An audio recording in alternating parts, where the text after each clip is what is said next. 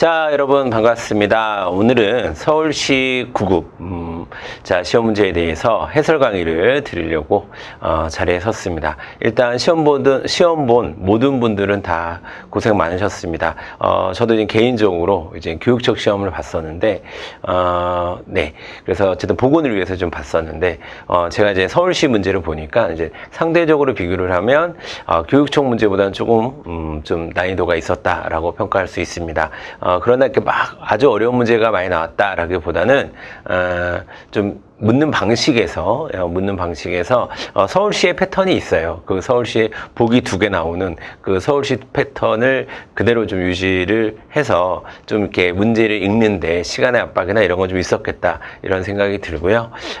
그렇습니다. 근데 이제 또 전체적인 총평을 해보면 경제 파트에서는 그렇게 또 어렵지 않게 또 출제가 된 부분이 있어서 좀 여러분들이 좀 어렵게 느끼셨을 부분도 있고 또 그렇지 않으신 분도 있겠다 이렇게 좀 평가를 합니다. 근데 전반적으로는 중상 정도 되는 수준의 난이도였다 이렇게 평가할 수 있습니다, 여러분.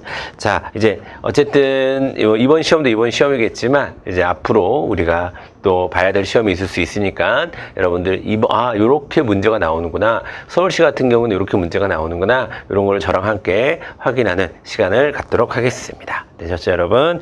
자, 여러분 우리 1번부터 한번 가보도록 할까요? 자, 보겠습니다. 자, 1번. 자, 보기에 대한 설명으로 가장 옳은 것은 이렇게 되어 있습니다.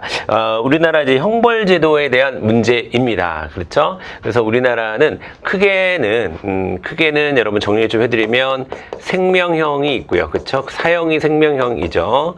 자, 그 다음에 자유형이 있죠. 신체의 자유를 구속하는. 자, 그게 이제 여기 나오는, 여기가 이제 요만큼 징역, 금고, 구류, 여기까지가 이제 이게 생명형, 그쵸? 요거 3개가 자유형 이렇게 되는 거죠, 그쵸? 그 다음에 명예형이 있습니다. 명예형, 자격 상실과 자격 정지, 요거 2개가 명예형 이렇게 되겠습니다. 자, 그 다음에 벌금, 과료, 몰수라고 하는 3가지의 또 재산형이 있습니다. 그렇죠? 요거 묶어서 1개. 이렇게 해서, 자, 하나, 그 다음에 자유형 3개, 명예형 2개, 재산형 3개. 이렇게 해서 총 9가지의 형벌을 가지고 있습니다. 되셨죠?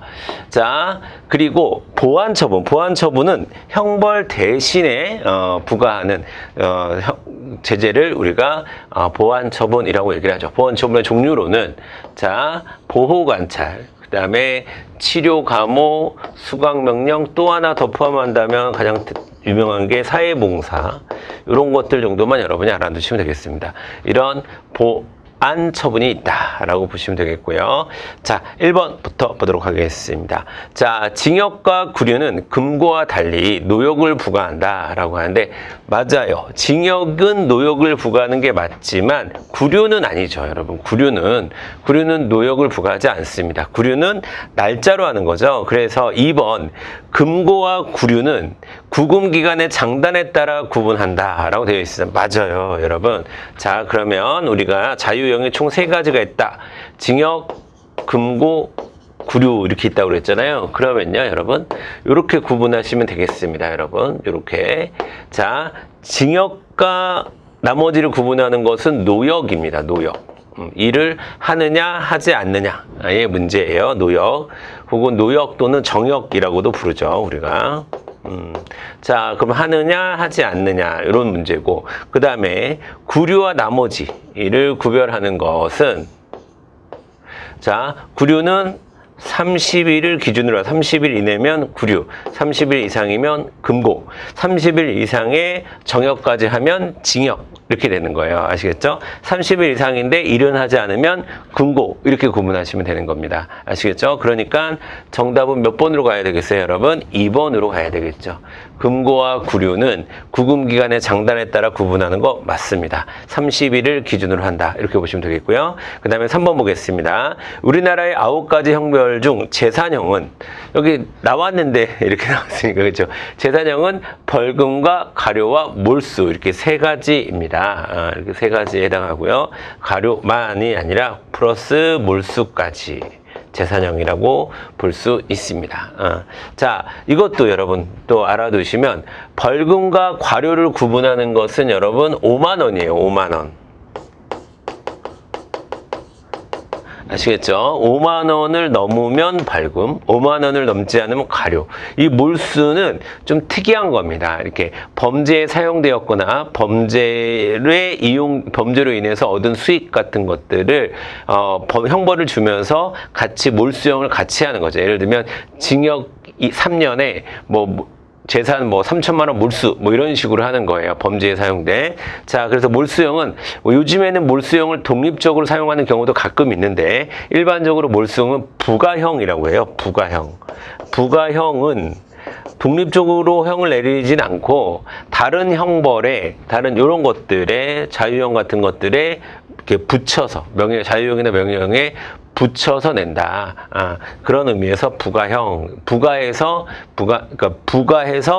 부과하는 형벌이다. 자, 이렇게 해서 자, 몰수라는 것도 있습니다. 그 다음에 4번 보겠습니다. 4번이 여러분이 좀 좀 헷갈렸을 선지였다라고 볼 수가 있습니다.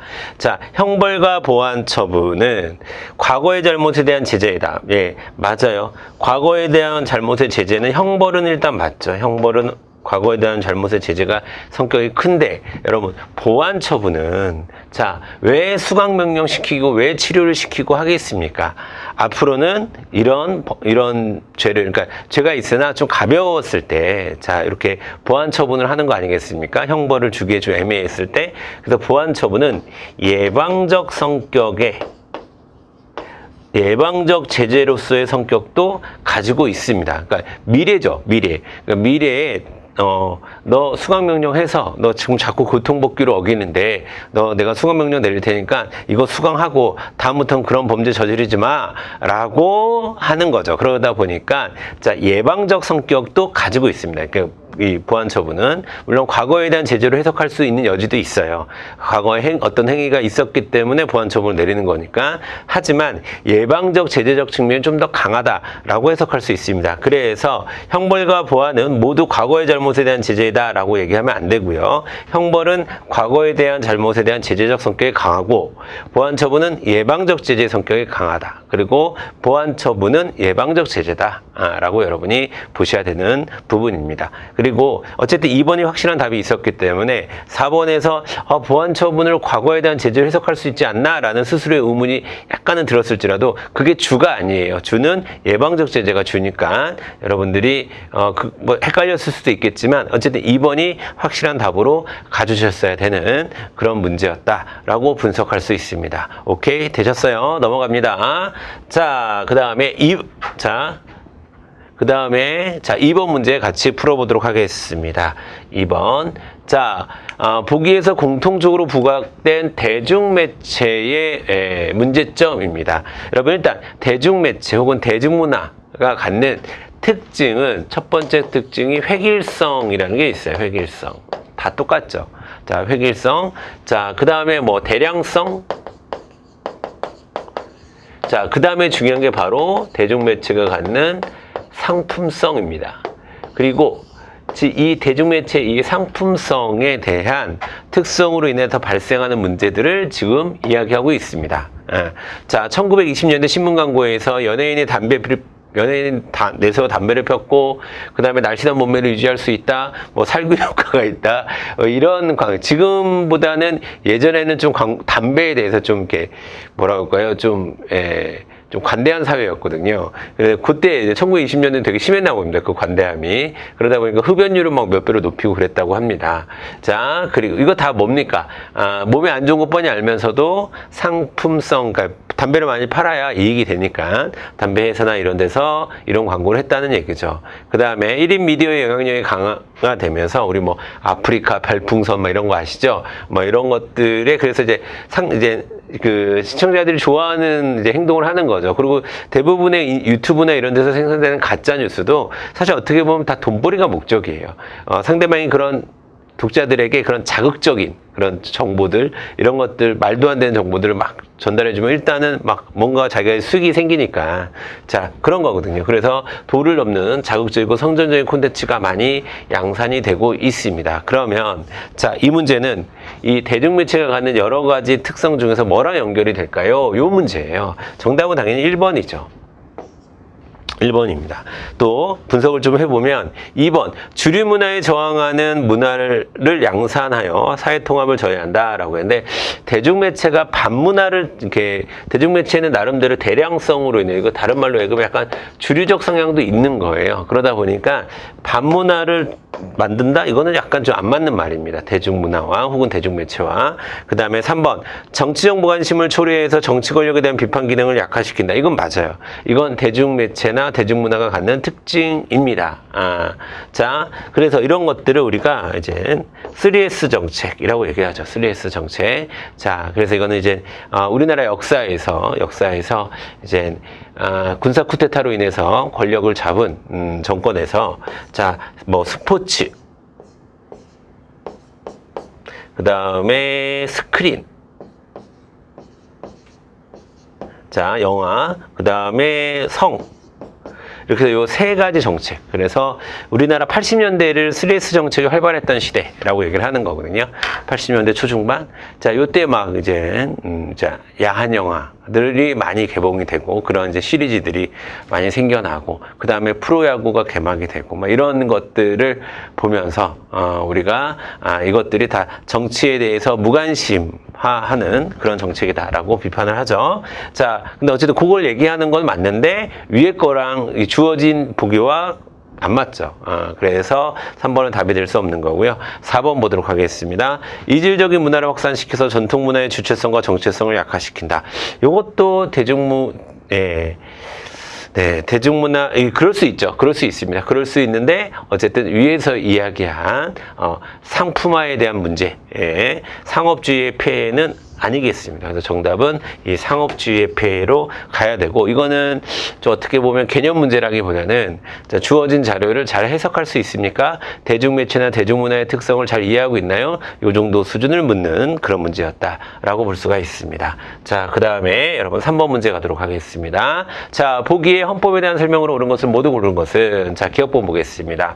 헌법은 국회에서 제정한 법률과 동일한 수준의 효력을 갖는다? 말도 안 되는 소리죠. 여러분 다 아시겠지만 우리나라 법체계는 헌법, 법률, 그 다음에 명령, 조례, 규칙, 요 순서대로잖아요. 그쵸? 헌법은 누가 만드는 겁니까? 민주주의 사회에서 가장 높은 국민이 만드는 거고, 이건 국민의 대표인 국회가 만드는 거고, 그 다음에 이거는 주로 행정부 에서 만드는 거고, 요 두 개는 우리가 지방정부에서 만드는 거잖아요. 자, 그쵸? 그러다 보니까 헌법, 법률, 명령, 조례, 규칙의 순서를 갖습니다. 말도 안 되는 소리고요. 자, 그 다음에 니은번 가도록 하겠습니다. 니은번. 헌법에 위배되는 법률의 경우, 자, 권리구제형 헌법소원 아니죠. 여러분, 권리구제형 오타가 났네요. 권리구제형 헌법소원의 경우에는, 권리구제형 헌법소원의 경우에는 공권력에 의해서 기본권이 침해되었을 때, 이제 당사자가 직접 청구하는 게 권리구제형 헌법소원이고요. 자, 법률이 헌법에 위배되었을 때 하는 것은, 자, 법원에서 제청하는 위헌 법률 심판이라는 게 있죠. 그렇죠? 그래서 잘못됐습니다. 니은번도. 자, 그러면 정답은 디귿 리을 4번이겠네요. 그쵸?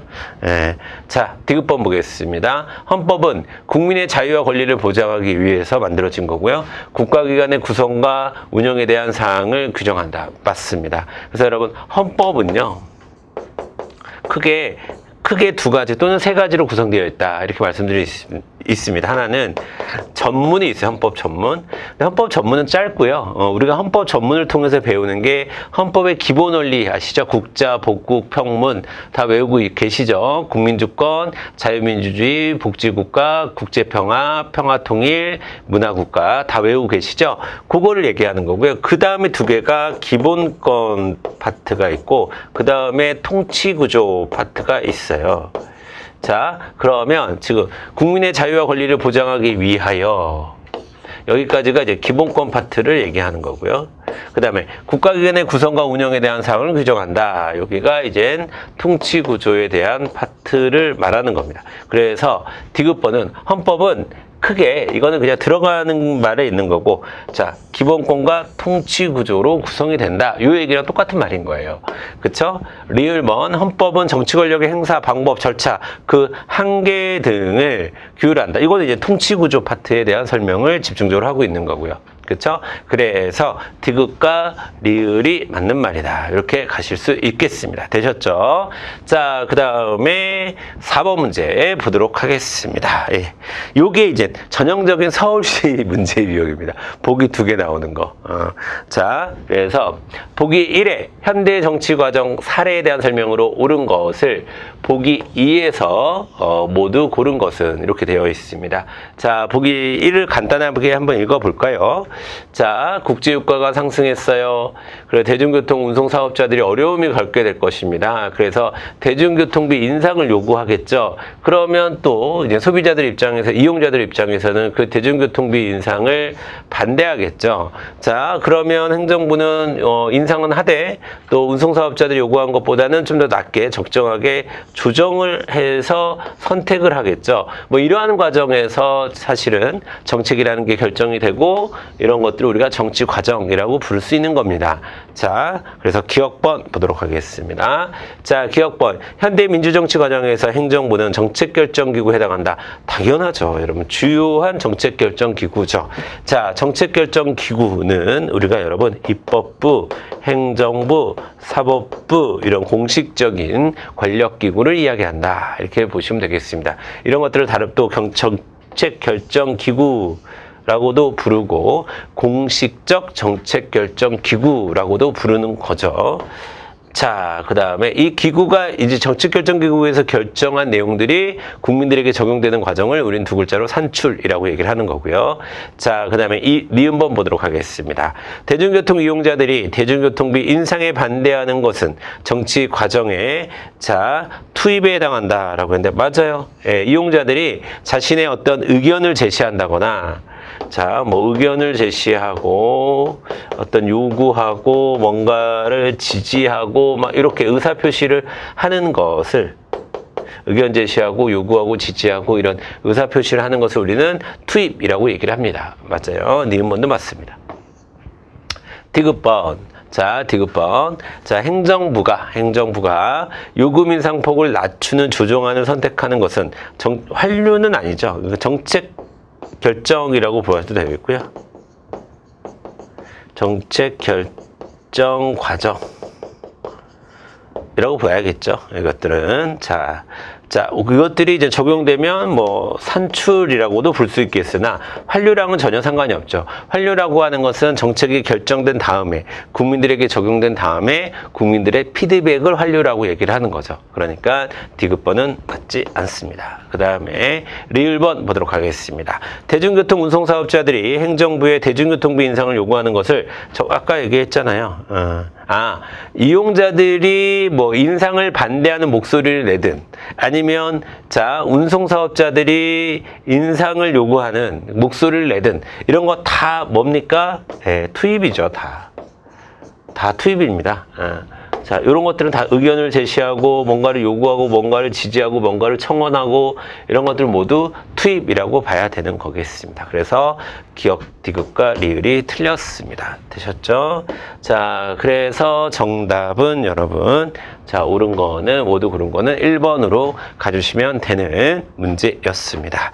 자, 그럼 5번 가도록 하겠습니다. 자, 보기는 사회문화 문제네요. 그렇죠? 세대 내 이동 방향과 이동 원인에 따라 구분한 것입니다. 가와 라의 사례로 이제 찾아라라는 겁니다. 자, 가부터 한번 볼게요. 노비였던 사람이 신분제도의 철폐가 되었대요. 여러분, 신분제도의 철폐가 되었습니다. 그럼 무슨 이동?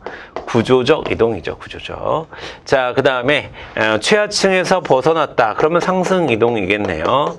자, 그러면 자, 이거는 가가 아니라 뭐에 해당하겠습니까, 여러분? 바로 라에 해당하겠죠. 라에. 그렇죠? 자, 그 다음에 2번 가도록 하겠습니다. 2번. 자, 회사에서 업적을 인정받아. 업적은 본인이 쌓았겠죠. 자, 자신의 노력으로 했고요. 승진을 했습니다. 그러면 개인의 노력에 의해서 개인적. 그 다음에 승진을 했으니까 상승. 그럼 어디로 가야 돼요? 나로 가야 되겠네요. 네, 나. 자, 정답은 2번이 되겠습니다. 그쵸? 네. 그 다음에 3번 가도록 하겠습니다. 자, 가난한 집안에서 태어나 노점상을 하던 사람이, 자, 자주 성가하여 개인적 노력을 했다는 거죠. 자, 그 다음에 최고 경영자가 되었습니다. 상승한 거네요. 그쵸? 그러면 이것도 다가 아니라 나로 가야 되겠죠. 나로 가야 됩니다. 그쵸? 자, 그 다음에 4번 보겠습니다. 자, 부유했던 사람이 혁명으로 인해, 혁명. 자, 구조적이죠? 그 다음에 모든 전 재산을 몰수당해서 공장 노동자로 했다. 하강 이동이네요. 자, 그러면 구조적 이동 중에서 하강 이동은 다가 되겠네요. 다. 그쵸? 아유, 다가 되겠네요. 그쵸? 다가 되겠습니다. 다. 아시겠죠? 그래서 이렇게 다 짝을 좀 맞춰주시고 여러분이 분석이 가능하셔야 되겠습니다. 되셨습니다. 그 다음에 우리 6번으로 가도록 할게요. 6번 가겠습니다. 자, 보기의 대화에서 가에 들어갈 내용으로 적절한 것을 보기 2에서 모두 골라라. 아주 좋은 문제입니다. 기본적으로 좋은 문제고. 자, 근로계약서 작성이나 일을 할 당시에 사용자가 노동관련법을 위반한 사실이 있나요? 라고 해서 예, 저는 이런 부당한 대우를 받았습니다. 라고 했는데 그럼 가 자리에는 부당한 대우가 들어가야 되는 거예요. 그렇죠? 자, 그러면 요 가 자리에는 부당해고나 또는 부당 노동행위가 들어가야겠죠. 그렇죠, 여러분? 자, 보겠습니다. 예, 저는요, 2달 전에 해고의 사유와 시기를 서면으로 통보받았어요. 네, 괜찮은 거예요, 여러분.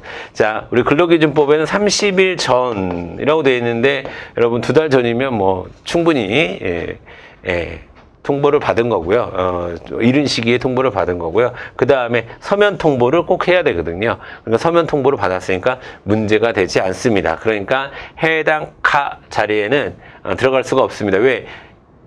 긍정을 했잖아요. 여기서 긍정을 했기 때문에, 자, 긍정을 했기 때문에 X가 되는 겁니다. 아시겠죠? 그 다음에 2번째, 사용자와 합의해서 일주일에 여러분 12시간까지 연장근로 할 수 있잖아요. 그렇죠? 그래서 40시간 플러스 12, 52시간 연장근로 할 수 있지 않습니까? 근데 이게 10시간인데 12시간인데 10시간이라서 틀린 게 아니라 12시간인데 10시간 이내에 연장근로를 합의하에 했으니까 당연히 이거는 여러분 문제가 될 건 없죠. 자, 20일까지 가능한 거니까 문제가 될 거 없습니다. 그래서 이것도 답이 될 수 없습니다. 이 자리에 가 자리에 들어갈 수가 없습니다. 그 다음에 디귿번, 근로계약서에 노동조합을 가입하지 않는다는 내용. 그쵸? 여기서 자, 이 부당노동행위죠, 여러분. 부당노동행위입니다. 부당노동행위인데 정확하게는 노동자의 단결권을 침해한 부당노동행위가 되겠습니다. 그 다음에 정당한 절차에 의한 파업에 참여했는데 파업에 참여했다는 이유로 지방으로 발령을 냈습니다. 그럼 뭐를 침해한 겁니까? 단체 행동권을 침해한 거죠. 자, 그런 의미에서 이 디귿과 리을은 뭡니까? 합쳐서 이런 거를 우리가 부당노동행위라고 얘기를 하는 거죠. 자, 그래서 디귿과 리을은 모두 이 가 자리에 들어갈 수 있는 겁니다. 그쵸? 자, 그래서 정답은 4번으로 가주시면 되는 문제가 되겠습니다. 되셨죠? 자, 그 다음에 7번 가도록 하겠습니다. 자, 보기 1에서 부각되는 문화의 속성에 대한 설명으로 옳은 것을 모두 골라라 라고 했는데 A국을 여행한 갑은 처음에 식당에 들어갔을 때 몹시 당황했다고 합니다. 영수증을 보니까 봉사료를 선택하게끔 되어 있거든요. 우리나라에서 주면 주고 안 주면 안 주는 거잖아요. 근데 여기는 꼭 선택하게끔 되어 있어요. 하지만 A국 사람들은 음식 가격의 일정 비율을 3가지로 제시하고 이 중 하나를 봉사료로 선택하는 것을 자연스럽게 받아들이고 있습니다. 그래서 우리 흔히 팁 문화라고 하죠. 이 팀 문화가 있고 없고가 이제 차이를 느꼈다는 겁니다. 그거는 좀 뭔가 우리나라에서 좀 공유하고 있지 못한 문화였기 때문에 어색함을 느낀 거잖아요. 그래서 이런 것들 우리가 문화의 속성 중 공유성으로 접근할 수가 있습니다. 자, 기억번 보겠습니다. 문화가 구성원의 사고 행동을 구속하는, 공유하고 있는 문화가 구성원의 사고 행동을 구속한다는 것을 보여주고 있습니다. 우리는 팀 문화에 익숙하지 않기 때문에 구속되지 않지만 팀 문화에 익숙한 사람들은 팁을 주는 걸 아주 자연스럽게 받아들이고 있는 거겠죠. 맞는 말입니다. 그 다음에 니은번, 문화는 여러 요소들에 대한 유기적으로 결합된 하나의 책임을 보여준다. 이건 여러분, 문화의 속성 중에서 총체성에 대한 설명이고 공유성과는 상관이 없죠. 그 다음에 디귿번 보도록 하겠습니다. 문화는 한 사회 구성원들 간의 원활한 상호작용을 위한 바탕이 된다. 그렇죠. 공유하고 있는 문화가 있어야 상호작용을 원활하게 할 수 있는 거겠죠. 그래서 디귿번도 맞는 말. 문화는 시간이 흐르면서 그 형태나 내용 이거는 문화의 속성 맞죠. 뭐에 해당하는 겁니까? 변동성에 해당하는 거죠. 변동성. 하지만 자, 보기에서 제시하고 있는, 보기 1에서 제시하고 있는 공유성과는 상관이 없는 겁니다. 그래서 공유성과 관련이 있는 것은 기억과 디귿이 되겠습니다. 이 정도로 분석해 주시면 되겠습니다. 자, 그 다음에 8번 가도록 하겠습니다. 그래서 정답은 여러분 2번으로 가주시면 되겠고요. 자, 8번 가도록 하겠습니다. 자, 보기에 A와 F 중에서 손해배상 책임을 질 수 있는 사람을 모두 골라보래요. 자, 유치원에 다니는 A는, 자, 유치원 다니까 일단 책임 무능력자겠죠. 바로 떠올라야 돼요. 책임 무능력자일 겁니다. 자, 그 다음에 엄마 B가 엄마는 감독자가 되겠죠. 책임 무능력자에 대한 감독자가 되겠죠. 자, 그런데 엄마가 청소하는 틈을 타서 10층 자신의 집 베란다에 있던 화분을 창밖으로 던졌습니다. 그리고 텃밭을 갖고 있었던 C가 맞아서 6주간의 치료를 받았다고 합니다. 그러면 자, 일단 A는 책임 무능력자이기 때문에 책임 능력이 없기 때문에 자, 손해배상이 일반이든 특수든 특수불법행위든 성립하지 않습니다. 일반 불법행위든 특수불법행위든. 그래서 손해배상 책임 성립하는 사람은 B. 자, 책임 무능력자의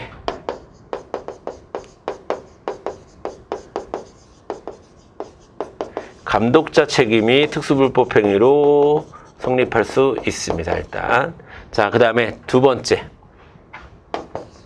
자, D는 E가 운영하는 전자제품 대리점에 사원을 일하고 있대요. 근데 고객 F가 구매한 텔레비전을 배달했는데 설치하는 과정에서 실수로 텔레비전을 넘어뜨렸고 옆에 서 있던 F의 발가락이 골절이 됐네요. 자, 그러면 여기서는 먼저 D부터 보겠습니다. D 받을 그 손해배상 책임이 있나요?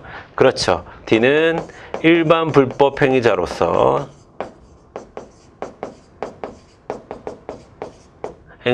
손해배상 책임이 있습니다. 그 다음에 세 번째. 그럼 만약 E한테 손해배상을 물으면요. E도 손해배상 책임이 있나요? 예, 맞습니다. E도 손해배상 책임이 있죠. E는 자, D를 고용한 상태이기 때문에 사용자 배상 책임이 존재하겠죠. 자, 그러면 결과적으로 이 문제에서 묻고 있는 것은 자, 그러면 손해배상 책임이 있는 사람은 누구냐라고 물어봤으니까 총 3명이죠. B, D, E 이렇게 3명이 되겠습니다. 정답은 4번으로 가주시면 되는 문제였습니다. 되셨죠? 자, 그 다음에 9번 가도록 하겠습니다. 자, 보기 기업과 내연에 해당하는 기본권 이용에 대한 설명으로 가장 옳은 것은 자, 기업과 내연은 우리나라 헌법에서 보장하는 기본권이다. 뭐 큰 의미가 없고요. 기업은 국민이 부당하게 국가의 침해를 받지 않고 자, 여기 나왔죠? 자유롭게 생활할 수 있는 권리다. 그러면 기업은 당연히 자유권이 되겠습니다. 그 다음에 자, 내연은 실질적인 평등과 인간다운 생활 나왔습니다. 인간다운 생활을 보장을 국가에 요구할 수 있대요. 자, 그러면 이거 뭡니까? 사회권이겠죠. 자, 1번부터 보도록 하겠습니다. 자, 자유권은 기본권 보장을 위한 수단적 절차적 권리의 성격을 갖는다라고 했는데 아니죠. 여러분, 수단적 절차적 권리는 이 두 개가 아니라 청구권에 대한 설명이 되겠습니다. 자, 그쵸? X. 그 다음에 2번 보겠습니다. 사회권은 헌법의 기본 원리 중 국민주권주의와 직접 연관되어 있다라고 했는데, 국민주권주의와 직접 연관되어 있는 것은 참정권이죠. 됐습니다. 그 다음에 3번 보도록 하겠습니다. 그리고 참고로 사회권은 복지국가의 원리와 연결이 되겠죠. 그 다음에 3번 보겠습니다. 자, 자유권은요, 여러분.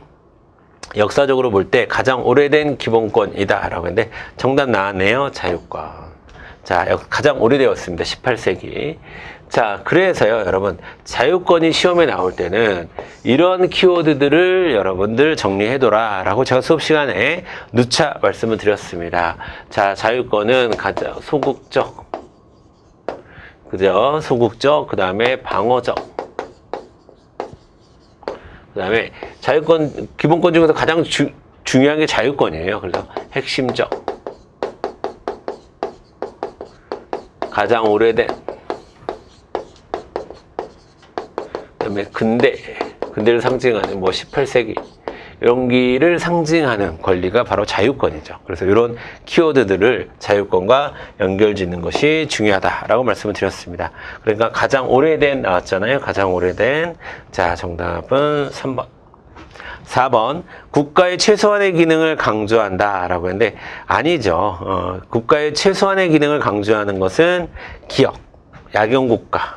그렇죠? 니은과는 달리 이렇게 해야 되죠. 기업과 니은의 자리가 바뀌었습니다. 그래서 틀렸습니다. 그래서 정답은 3번으로 가볍게 가실 수 있는 문제였습니다. 자, 그 다음에 10번 가도록 할게요. 자, 10번. 자, 보기에 대한 분석으로 가장 옳은 것은, 이것도 그렇게 어렵진 않았어요. 어렵진 않았는데, 여러분들이 좀, 아주 기본적인 스킬만 갖고 있으면 되는 거다. 그게 뭐냐면, 여러분 보세요. 딱 봤는데, 자, 갑국은 1대 2대 1이라고 하고, 을국은 2대 1대 7이래요. 그러면 이거를 좀 맞춰줘야 되잖아요. 여긴 총합이 10이고, 여긴 총합이 4니까, 10단위로 맞춰주는 게 좋겠죠? 그러면 1대 2대 1이니까, 그러니까, 전체 반을 중층이 차지한다는 거잖아요. 그러니까 여러분 이거는 2.5 대 5 대 2.5 이거랑 똑같은 말이죠. 4분의 1, 4분의 2, 4분의 1. 이거는 10분의 2, 10분의 1, 10분의 7이니까 괜찮고. 자, 1번 보겠습니다. 갑국은 을국에 비해 상층의 비율이 높다. 라고 했습니다. 상층의 비율이 높다. 자, 그러면 여러분 1번 볼게요. 1번. 자, 1번 보면 여러분 보세요. 을국에서는 2죠. 상층의 비율이. 근데 갑국에서는 2.5죠.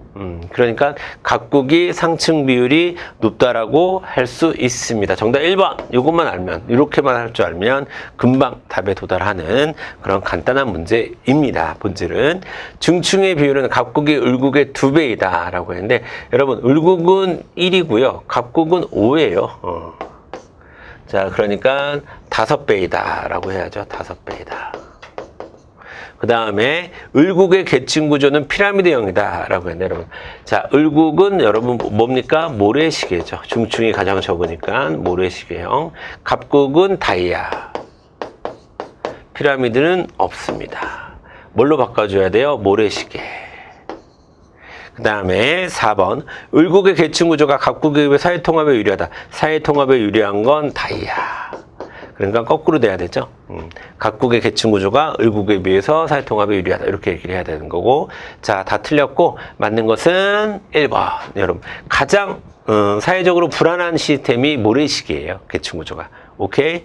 자, 그래서 정답은 1번으로 가주시면 되겠고요. 자, 11번 보도록 하겠습니다. 예, 국제수지 문제가 나왔어요. 국제수지 문제가. 자, 우리나라의 경상수지를 항목별로 나타낸 것이다. 해당하는 사례로 가장 옳은 것은 이렇게 나와 있습니다. 자, 1번부터 보도록 하겠습니다. 자, 우리나라 기업이 휴대전화를 수출하고 돈을 받았어요. 그러면 돈이 들어왔겠죠. 그러면 수치입니다. 자, 플러스로 표시할게요. 그러면 당연히 수출이니까 상품 수지가 플러스 된 것이다. 이렇게 보면 되겠죠. 자, 그러니까 어디 들어가야 돼? 이 자리에 들어가야 되네. 네. 없네요. 기호가. 1번 틀렸고요. 2번 보겠습니다. 우리나라 기업이 상표권을 외국 기업에 매각하여 받은 대금이다라고 하는데 보통 상표권 매각의 경우에는 우리가 자본이 이동했다라고 보죠. 자본 수지. 자, 매각해서 대금을 받았으니까 매화가 들어왔겠죠. 플러스. 그 다음에 우리나라 사람이 외국의 주식에 투자해서 배당금을 받았다라고 했는데 배당금은 자, 생산 요소에 대한 대가에 해당하죠. 생산 요소에 대한 대가는 본원소득 수지가 되겠죠. 본원소득 수지. 우리나라 사람이 받은 거니까 플러스. 자, 그러니까 자, 여기 요 자리 맞네요. 그쵸? 요 자리가 맞습니다.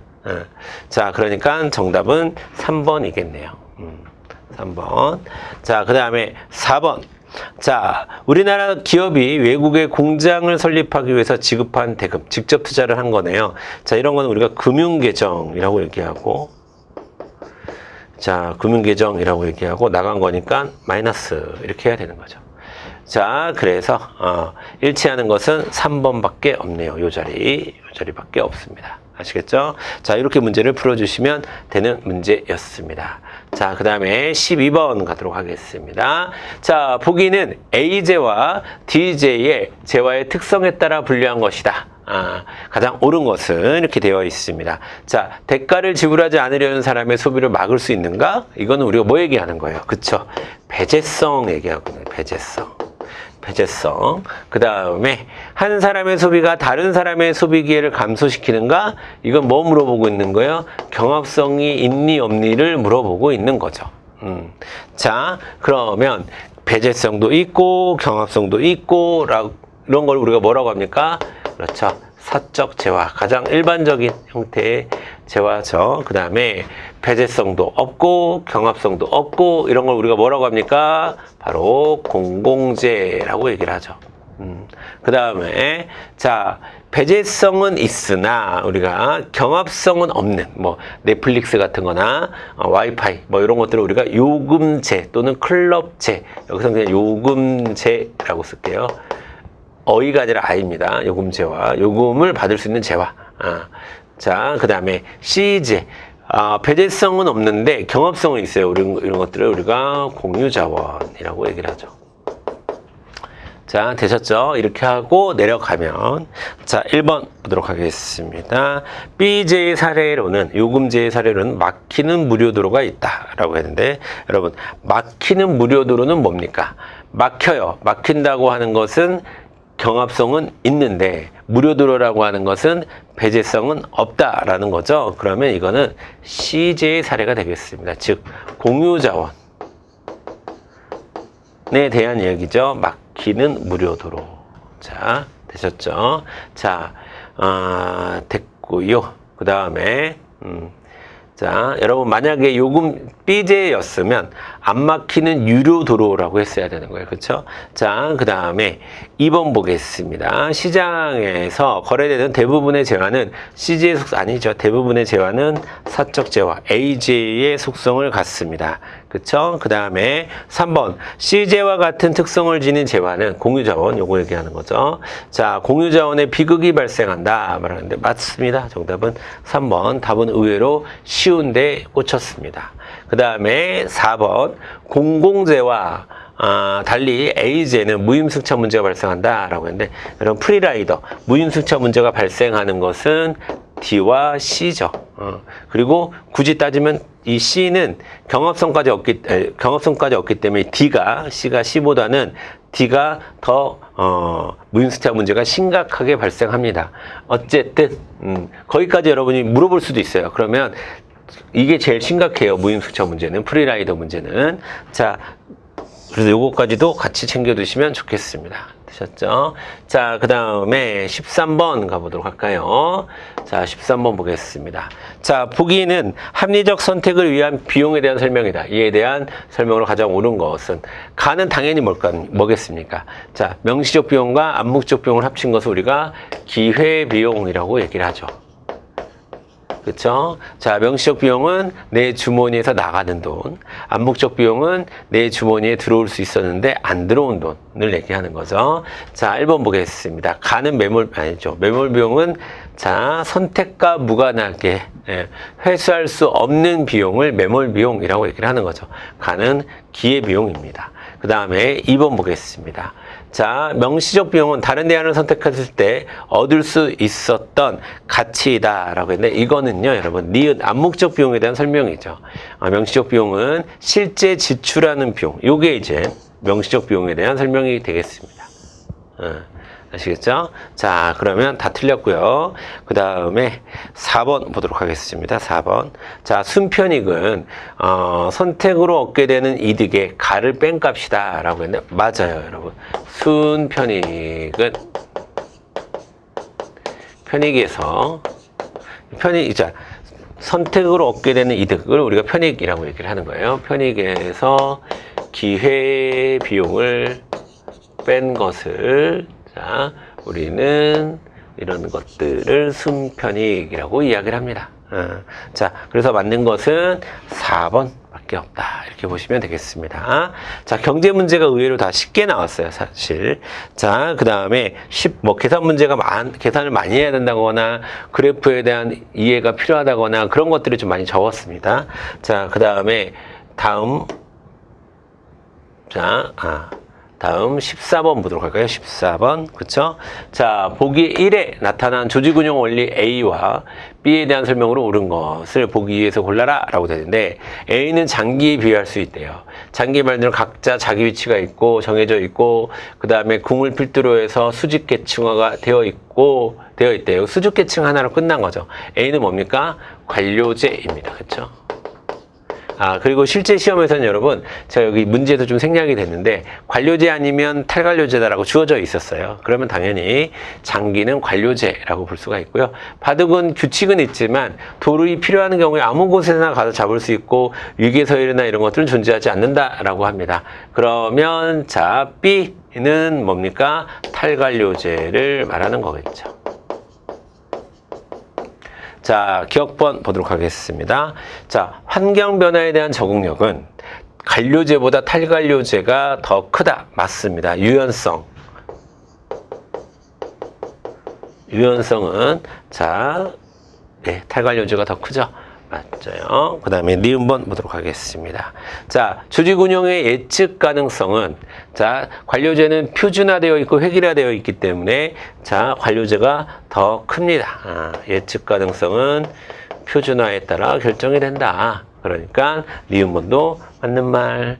그 다음에 구성원 개인별 업무의 세분화 정도라고 하는데, 여러분 그러니까 지금 위에서도 얘기하지만 장기에서 장기 말에 따라 딱 가는 길에 딱딱딱 정해져 있고 딱 자기가 맡은 일만 하면 되는 거예요. 근데 바둑은 그렇지 않거든요. 그러니까 관료제에서는 딱 자기가 맡은 일만 하면 되는데, 탈관료제에서는 그 역할이 좀 불분명하게 것도 특징이에요, 탈관료제. 그러다 보니까 세분화 정도는 당연히 관료제가 더 크다고 볼 수가 있죠. 틀렸죠. 그 다음에 능력과 실적에 따른 보상을 중시하는 것은 당연히 탈관료제가 능력과 실적에 따른 보상을 하는 거고요. 관료제는 연공서열에 따른 보상을 하는 거고. 자, 이렇게 바꿔주셔야 되는 거죠. 반대로. 자, 그래서 디귿과 리을이 틀렸고, 정답은 기억과 니은 1번으로 가주시면 되는 문제였습니다. 되셨습니다. 15번 갑니다. 15번. 자, 보기는 우리나라 헌법기관 A와 B에 대한 설명이래요. 자, 가장 옳지 않은 것을 찾으면 되겠습니다. 자, 먼저, 자, 대통령의 일정이라고 합니다. 행정기관 및 공무원의 직무에 대한 감찰을 주 임무로 한다고 해요. 그럼 A는 뭡니까? 당연히 감사원이 되겠습니다. 그 다음에 B. 자, 행정부 최고 심의기관에 대통령이 참석했대요. 그럼 B는 뭡니까? 국무회의가 되겠죠. 자, 1번 보겠습니다. 자, 감사원의 기능에는 세입세출에 대한 결산검사가 있다. 자, 맞아요. 여러분, 항상 감사원은 딱 무조건 시험에 나오면 감사원의 기능은 딱 두 가지입니다. 하나는 공무원에 대한 직무감찰. 그 다음에 또 하나는 예산이나 회계 집행에 대한 결산 검사. 자, 최종적인 심사는 나중에 국회에서 하지만 행정부 내부적인 검사는 감사원에서 하는 거죠. 이 두 가지가 감사원의 핵심적인 역할입니다. 자, 그래서 1번은 맞는 말. 자, 2번 보도록 하겠습니다. 자, A의 장. 자, A의 장이 임명될 때는 국회의 동의가 필요하다. 맞죠? 여러분, 국감, 대헌. 다 외우고 계시죠? 예. 자, 국무총리, 감사원장, 대법원장, 대법관, 헌재재판소장. 다시 한번 해볼게요. 자, 국무총리, 감사원장, 대법원장, 대법관, 헌재재판소장. 이 사람들은 다 국회의 동의를 받아서 대통령이 임명하는 자리입니다. 자, 중요한 것은 꼭 국회의 동의가 필요하다는 사실이죠. 자, 그러니까 감사원의 장, 즉 감사원장은 자, 임명할 때는 국회의 동의가 필요합니다. 맞아요. 그 다음에 3번 보겠습니다. 국무회의 의장은 국무총리다. 아니죠. 국무회의 의장은 바로 대통령이 되겠습니다. 자, 3번이 틀렸네요. 정답 3번. 4번, 국회의원은 자, 국무회의 구성원이 될 수 있다라고 했는데, 우리나라는 자, 국회의원의 국무위원, 즉 장관 같은 것들을 겸직이 가능해요. 의원내각제적 요소죠. 자, 그러니까 뭐 구성원이 될 수도 있습니다. 겸직이 가능하기 때문에. 자, 그래서 틀린 거는 3번으로 가주시면 되겠습니다. 자, 그 다음에 16번 보도록 하겠습니다. 보기는 질문 가, 다를 통해 시대별 민주주의를 구분한 것이다. 이에 대한 설명으로 가장 옳은 것은 이건 좀 왔다 갔다 하면서 봐야 되겠네요. 자, 1번 보도록 하겠습니다. 자, 1번. 가에는 직접 민주주의를 바탕으로 합니까? 라고 되어 있습니다. 그렇죠? 시대별 민주주의니까 고대, 근대, 현대일 텐데. 그렇죠? 자, 그러면 가 자리에 이런 게 들어가면 돼요? 안 돼요? 안 되죠, 여러분. 자, 왜? 직접은 얘 하나밖에 없으니까. 요 A, B, C 중에 고대가 뭔지는 모르지만 어쨌든 여러분 어쨌든 얘는 하나만 나와야 되는 거죠. 그렇죠? 얘라는 대답은 이 질문에 대한 얘는 줄여서 Y라고 쓸까요? Y는 yes, Y는 한 개가 나와야 돼요.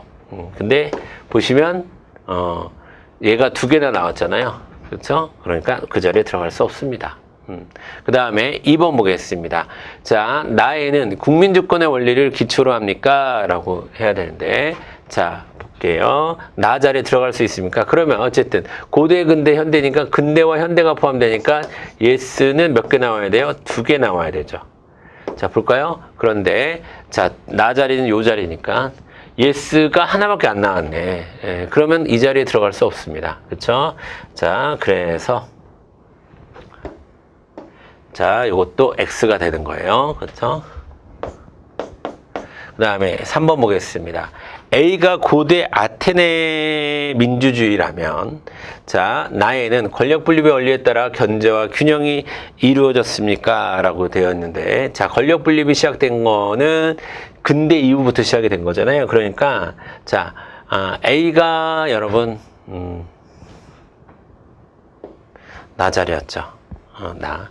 자, 여러분 A가 고대래요. 고대면 이게 근대, 현대 둘 중에 하나 아니겠습니까? 그러면 여기서는 이제 권력 분리 안 이루어졌으니까 여기 둘 다 뭐라고 해야 돼요? 예라고 대답해야 되죠. 근데 틀렸죠. 자, 그래서 요 3번은 어떻게 분석할 수 있냐면 Y가 둘 다여야 한다. 그렇죠? 근대와 현대 모두 권력 분립의 원리가 작동하고 있으니까 자, 그래서 3번도 틀렸네요. 그 다음에 4번 보도록 하겠습니다. 4번 그쵸? 자, 다의 성별을 이유로 참정권을 제한합니까가 들어가고 기억이 아니요 라고 한다면 니은은 예이다 라고 했는데 볼게요. 자, 그러면 기억이 아니요라고 했어요. 자, 그러면 자, 다 질문에 성별의 이유로 참정권을 제한합니까?가 들어가고 기억이 아니요라고 대답을 했으면, 자, 그 다음에 여러분 그러면 얘가 뭐가 되는? 일단 얘가 뭐가 되는 거예요? 얘라고 대답한 얘가 현대가 되는 거죠. 근데도 그러면 뭐라고 대답해야 돼요? 아니요라고 대답해야 되죠. 그쵸? 예. 아이고 죄송합니다. 자, 그러면 기억이 아니요라면 니은은 예이다. 기억이 아니요라면 니은은 예이다. 자, 잠깐만. 고대, 현대. 그렇죠? 성별을 이유로 참정권을 제한합니까?가 들어가고, 참정권을 제한합니까? 라고, 죄송합니다. 제가 거꾸로 읽었네요. 미안해요, 여러분.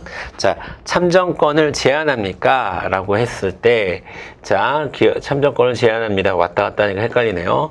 자, 참정권을 제한합니까? 라고 했을 때, 기억이 아니요. 라고 대답을 했어요. 기억이 아니요. 라고 대답하면, 자, 참정권을 제한하지 않으니까, 자, 여기가 현대가 되겠네요. 자, 그러면 여기도 당연히 참정권을 제한하는 거죠. 왜? 현대만 참정권을 제한하지 않으니까. 그쵸? 그럼 이게 고대가 됐든 이게 근대가 됐든 뭐 상관없이 둘 다 참정권을 제한합니다. 라고 대답을 해야 되는 거겠죠? 자, 그러고 4번을 다시 한번 읽어보면 성별의 이유로 참정권을 제한합니까가 들어가고 기억이 아니요라면 니은은 예이다. 라고 대답을 해야 된다. 맞습니다. 정답은 4번. 이렇게 경우의 수로 물어보면 다른 똑같은 문제인데 약간 좀 까다로울 수 있습니다. 그쵸? 네.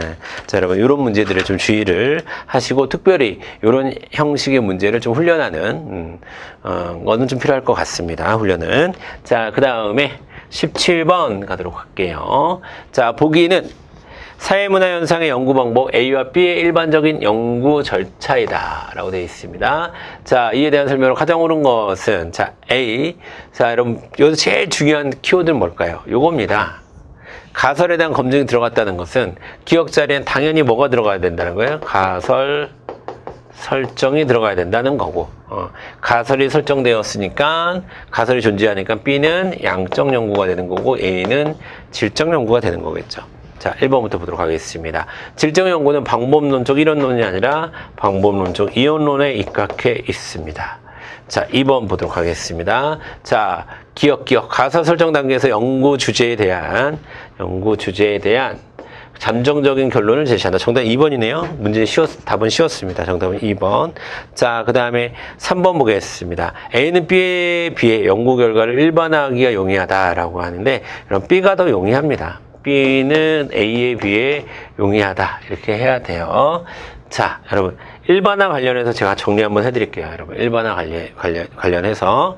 자, 그럼 만약에 일반화라는 것은 어떤 연구 결과를 다른 곳에도 다른 사례에도 적용할 수 있는가를 나타내는 게 일반화입니다. 그러면, 자, 여러분 잘 보세요. 일반화. 자, 전수조사하고 표본조사가 있으면 무조건 전수조사가 더 일반화가 유리하죠.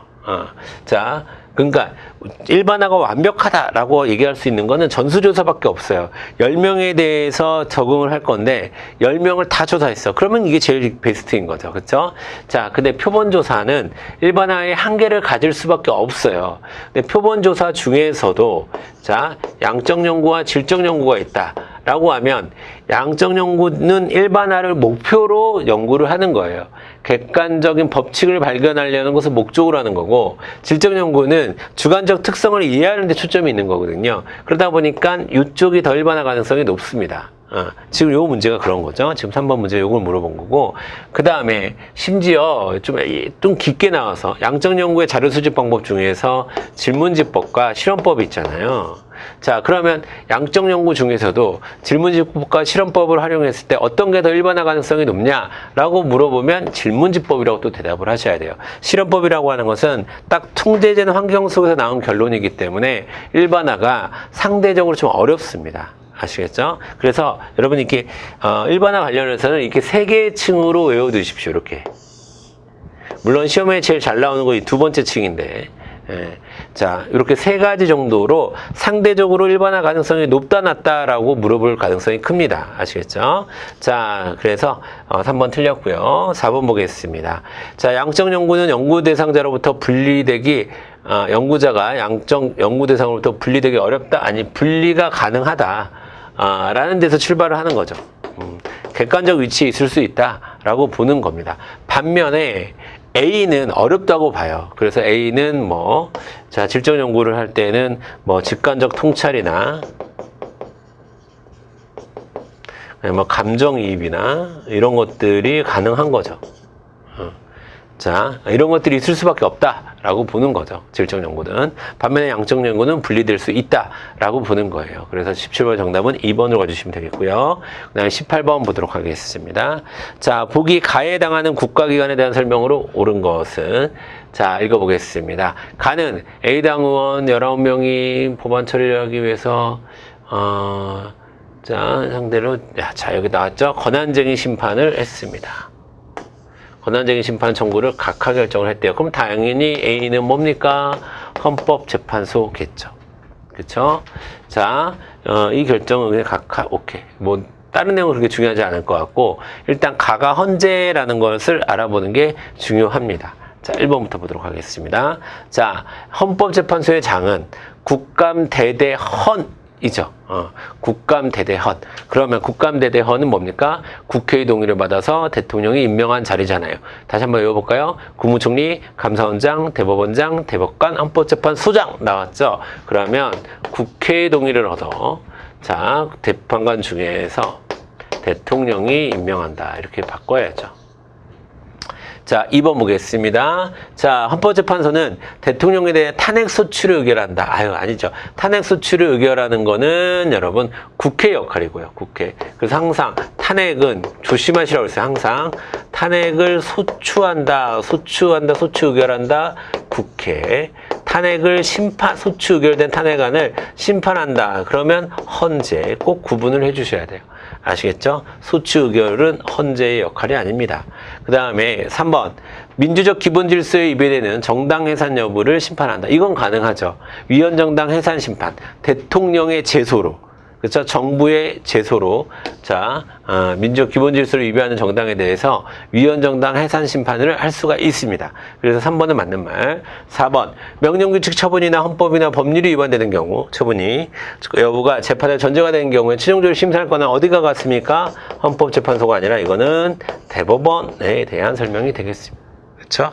자, 그래서 맞는 말은 3번밖에 없습니다. 되셨죠? 자, 그 다음에 자, 19번 보도록 하겠습니다. 경제 문제인데 좀 쉬운 문제예요. 실업 문제 중에서도 좀 쉬운 문제입니다. 자발적 실업, 마찰적 실업과 구조적 실업과 경기적 실업 중에서 자, 골라라 라고 했는데 자발적 실업에 해당합니까? 예라고 되어 있으니까 얘는 무조건 마찰적 실업이죠. 그 다음에 불황으로 인한 노동 수요 부족으로 생기는 겁니까? 예라고 대답했으니까 얘는 무조건 경기적 실업이죠. 하나 남았으니까 얘는 구조적 실업이겠네요.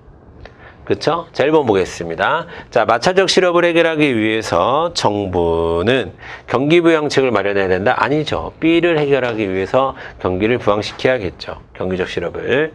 자, 그 다음에 실업의 유형은 경기가 호황일 때도 발생할 수 있다라고 했는데, 예, 맞아요, 여러분. 마찰적 실업은 경기가 호황일 때 오히려, 일자리가 너무 많으니까, 자, 여기저기 옮겨 다니면서 발생하는, 이직 과정에서 발생하는 마찰적 실업이 가능합니다.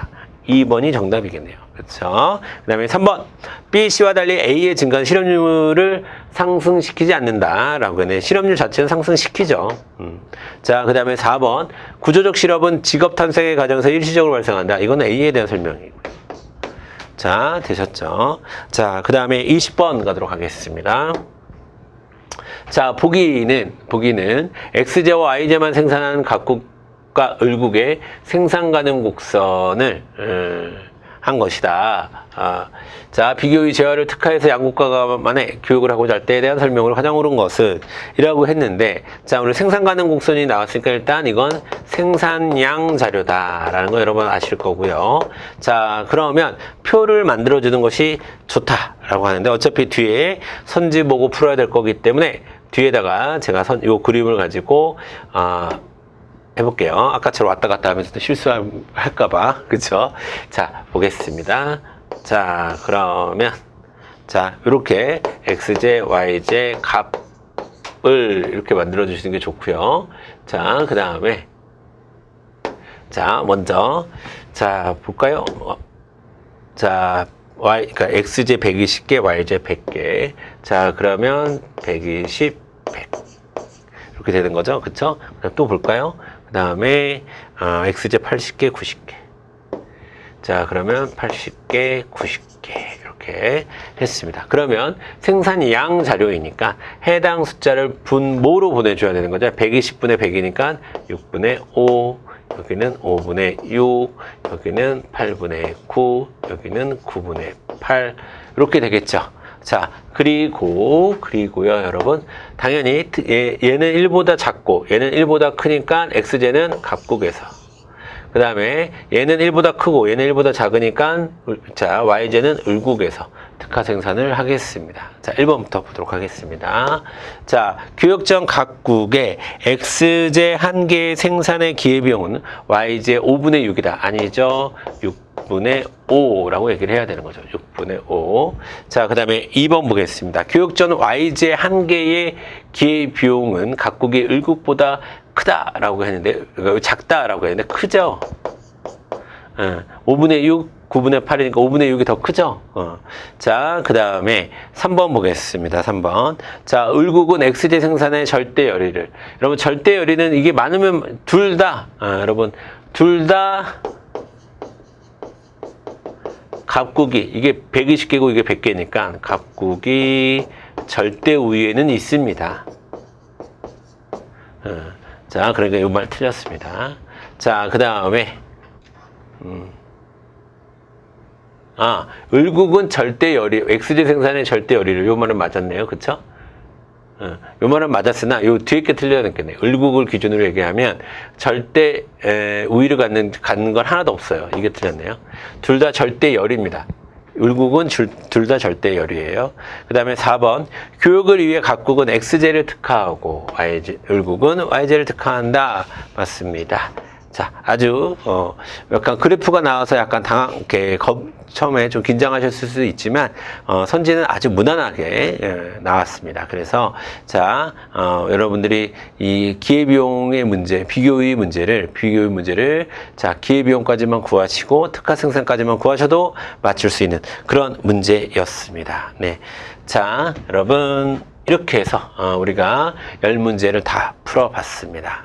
여러분 다시 한번 말씀드리지만 운전직 시험, 운전직 사회 운전직 도로교통법도 그렇고요. 자동차 구조원리도 그렇고 그 다음에 자 운전직 사회까지 준비하시느라 고생 정말 많으셨고 시험을 이번에 잘 보신 분들은 반드시 여러분이 흘린 땀이 여러분이 꼭 합격하는데 꼭 씨앗이 될 겁니다.